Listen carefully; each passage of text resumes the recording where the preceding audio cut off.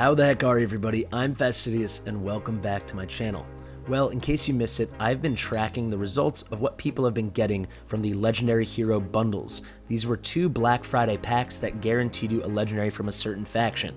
There was one for the Piercer faction and one for the Northerner faction. Well, we've had 156 submissions, which is way higher than I thought we would get. These are people that chose from their own volition to purchase the packs and then reported who they got, whether they did one pack or both. And wow, I will say this is a rare moment where I have good news, so stay tuned for that. And I will say in the other study we have going on right now, figuring out the distribution of the Legendary Hero drop rates, maybe not as good news. So look out for that in the second video today. Craziness. Fastidious. Fastidious. So folks, Thanksgiving, Black Friday, and the crazy in-game festivities that came along with them are now over. As you can see, our Piercer Northerner Legos project went quite well, and it's now concluded. Again, if you missed this, there were 2 packs available on Black Friday, the Piercer Legendary Hero Bundle, as well as the Northerner Legendary Hero Bundle. Something interesting, when they first teased this in-game, you would see like a picture of King Hearts, then 4 other legendaries from the Northerners, and that was it, except for a very small ... You also would see Aracha, 4 others, and a very small ... Well, in the end, that ... really meant something, because actually, all of the legendaries from that pool that weren't exclusives were included. So what do I mean by that? So from the Northerner pack, you could get King Hearts, you get Nocturne, Valkyra, Shamir, who was not on the picture, Sadie, and Brokir. You couldn't get Ardia because she's only available from Ancients. You couldn't get Elder. He's only available from Ancients. And you couldn't get Falcia because she's an exclusive hero. She's only available from a guaranteed banner that we already had, right? It was the same thing with Star Piercers. So with Star Piercers, we had Aracha on the thing, obviously, and 4 others. However, all of the normal legendaries were part of it. So that really means just everybody but Alora, because she had her 10x at the same time. They didn't include her. Her 2x by 10x, I should say. And then Sargok, just like Ardia, he's only available from the Ancient Summoning Portal. So that means the heroes we had to choose from, or you could get, I should say, were Aracha, Nyx, Calypso, Absin, Silas, Hex, and Razak. So a slightly bigger pool there, right? Let's head right into the results. No time to waste. As you can see, we had a lot of submissions. We had 156 unique submissions.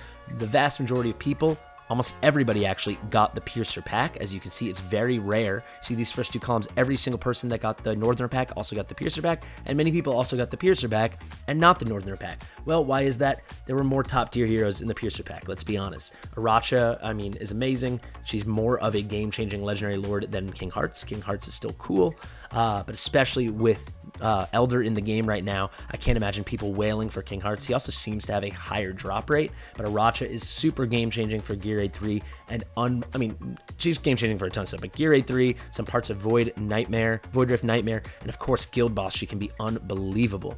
And along with her, you had the chance to get Silas, you had the chance to get Hex. These are total game changers, right? For the Northerners, you can see way less people got it. If we look at our totals over here, only 44 people that submitted got the Northerner pack, 152 got the Piercer pack. There, the game changers were just less, right? Nocturne's pretty cool, Brokir's pretty cool, Valkyra can be kind of cool, King Hearts is very nice, but you know, not game-breaking the way the Piercer banner was. So we saw that immediate distribution. Keep in mind, you might add these 2 together and see 196 submissions. Well, many people, or at least a significant number of people, bought both packs. However, it seems like the vast majority, as you look here, just went for the Piercer pack. On to, let's zoom in and let's actually look at these results. I actually copied and pasted them over here so it'd be easier to see. So here you go, folks. We have on top our Northerner pack results and on the bottom our Piercer pack results, and it might immediately catch your eye. Pretty even distribution. It's pretty small sample size, right? Let's just start with the Northerners because it's pretty easy to explain what's going on here. So written here is this number is the number of submissions, so 44 people that submitted that they purchased the Northerner pack and gave us their results.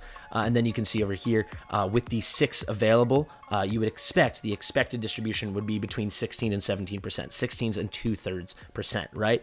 We're pretty close. So anything that you see is red means it was more than 3% away from the expected distribution. So more than 13.667 away going down. So if it's in the red, it's less than that, 13.66667. And then the other way, if it's in green, it means it was even more common than you would have expected. So that would be over 19.666 going on 7, right? fairly even distribution. You can see we have two negative outliers, so they came up less, and that was actually Sadie and Shamir. Pretty interesting, because from polls and from the legendary drop rate study I have going, these are two of the more common heroes. And then you can see Barokier and Nocturne are a bit higher, which is, again, not really what you'd expect. However, you can see King Hearts almost smack on, within 1% of the expectation, and Valkyria just a bit below, very well in our expectations. So why do we see the two red numbers here, the two green numbers here, and so many outliers? There are only 44 submissions. So I think this is a very small sample size, 44 submissions when it comes to the Northerner pack, and I think it's very reasonable to say that there was no rigging here. It was a straight up even distribution. If we go over to our little pie chart, you can see it pretty evenly, even with the big outliers and stuff. From only 44 submissions, you can see it's a fairly evenly sliced pizza pie. This will be illustrated even more clearly when we go to the piercers, so let's do that right now. So the piercers, we had a much more significant sample. Granted, do I wish we had 10,000 submissions? Of course, but with something like this, something super pay to win, I mean, these were $50 packs. I can't expect thousands of people to be buying them and then submitting their results, but 152 is pretty solid, and when you look at that, everyone fell in this range between 18 drops to 27 drops. We only have two outliers. Here, the expected distribution is a bit lower. That is because, as opposed to the 6 heroes, we now have 7 in the pool. So you'd expect 14.29%, again, using our plus or minus 3%. If it's under 11.29%, it is a low-lying outlier. If it is above 17.29%, it is a high-lying outlier. You can see Hex is just in that outlier range, and as you can see, Absent is just in that outlier range. Actually, Absent shouldn't even be red now that I'm looking at it right now. So really, only Hex is just getting there. Pretty crazy stuff. I mean, it's a very, very, very fair distribution. Look at that. We talked about King Hearts within 1% of the expected distribution. And again, Aracha comfortably within 1% of the expected distribution. We're talking 0.47%, right?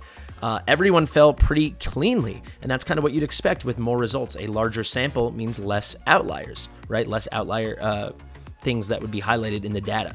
So you can see here, Absent of all people was the least common. It's because this is RNG, right? And it wasn't even distribution. I bet you if we had 15,000, these guys would be comfortably in that like 14 to 14.5% distribution range.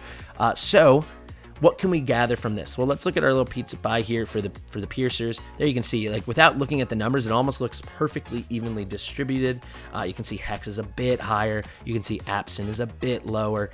But all in all, it's a very clean distribution. I think this is a great way to visualize it. Again, shout out to Seamus for helping me aggregate this data and create these pie charts. But what does this mean?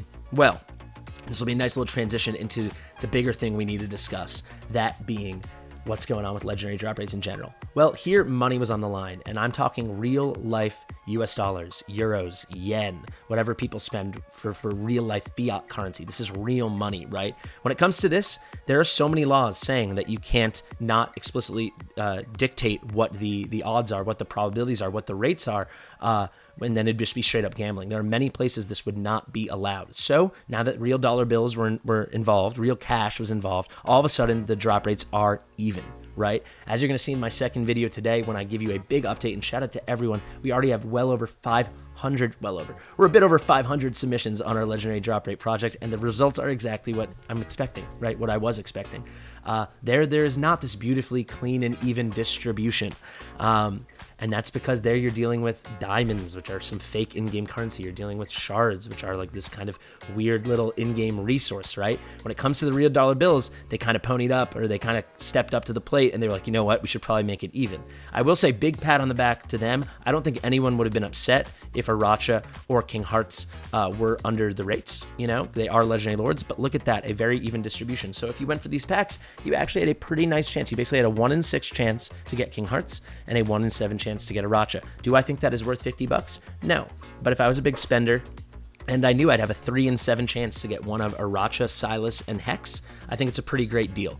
So it's very, big props to them for doing this one the right way. As you're going to see in the video later today, they're not doing the legendary hero distribution the right way. And what I mean by that, when I say the normal drop rate distribution, they are not doing the right way, I mean, I don't care if they're uneven, but they're not telling us, which implies it should be just like this, an even distribution. Save for the legendary lords, they do tell us that that's a smaller chance. However, as you're going to see, stay tuned for later on in the day, that is not the case. Guys, thank you so much. I've been fastidious. If you like my stuff, like it. If you have any questions, get in the comments. Big thank you to Seamus. Make sure to subscribe to my channel, share it with your mother, and I'll see you in the next one.